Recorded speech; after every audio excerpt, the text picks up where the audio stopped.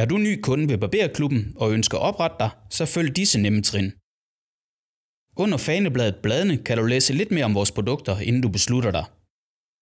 Ønsker du endnu flere detaljer, så kig under teknik. Vælg The Hero til mænd eller The Brazilian til kvinder. Herinde opretter du dit personlige medlemskab. Der er selvfølgelig nogle lovpligtige betingelser, så derfor er det altid en god idé at læse dem igennem.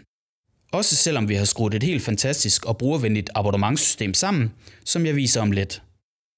Accepter betingelserne og tryk opret nu.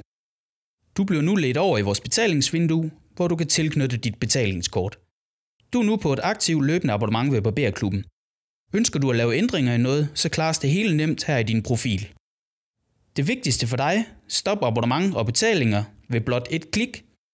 Ikke noget med at ringe, skrive, e-maile, anbefalede breve eller andre mærkelige krumspring for at komme ud af sit abonnement. Vi har dog lige valgt en enkelt pop-up, hvor man eventuelt lige kan skrive en kommentar. Ønsker man at fortsætte sit abonnement, er det igen kun et klik. Sådan. Det var alt for Barberklubben i denne omgang. Stay sharp.